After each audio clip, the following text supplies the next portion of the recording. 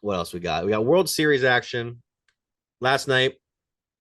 I mean, Texas stepped up when they had to.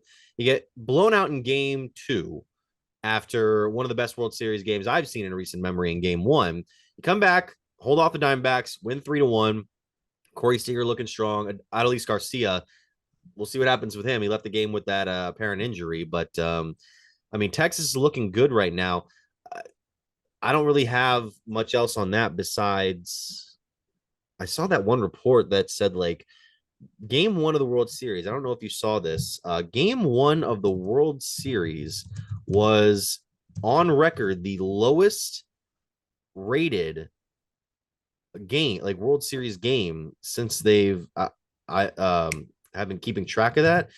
I want to make sure I get this here, and I apologize. Game one was the least watched World Series game in recorded history at 9.35 million viewers on Fox Deportes, and the streaming service. The previous low was game one of the 2020 season between the Dodgers and the Rays, which really that is.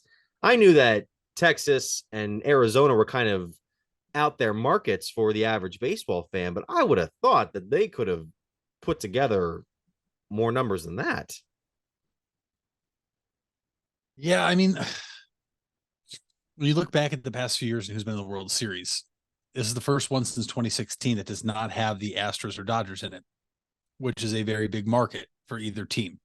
So is that why the viewership was always up because one of those two teams were in it? I don't know. Does nobody care about Arizona? Does nobody care about Texas? I don't know, Mitch. I mean, we're in the middle of football season. We're also entering basketball season and Yeah. hockey season. And for these two teams that nobody really predicted to be in the World Series, I think that's kind of just tuned some people out. Yeah. I think At it's the, more. Go ahead. at the same time, like the people that like baseball and want to watch are still going to watch. I've been watching. I've been intrigued to see how this goes. I think Arizona and Texas are just two. Are not only are they two teams that we're unfamiliar with because I mean they're 2 years removed from 100 plus losses, but to me they're almost like these sleeping giants now because they're so young and they have all these pieces. Yes, I know Texas has Scherzer and he's not going to be around much longer, but like in terms of the core of these groups, they should be around for the next few years. They should be really good baseball teams, especially Arizona with how young they are. They have the rookie of the year in Corbin Carroll, and shoot, Texas might have one of the best steals of all time in Adolis Garcia in a trade. Josh Young, I mean, Heim, it's good baseball. And so I'm not sure why people aren't watching. Is it because they don't have the big names of the Yankees and Judge and the Dodgers and Mookie Betts and Freddie Freeman, whatever it may be? But like, we still have Corey Seager. People know who Corey Seager is. Like Yeah. Marcus Semien, we know who that is. Like Scherzer, we know who is. Arizona, Evan Longoria. I Uh, would say Corbin Carroll, but he's a rookie.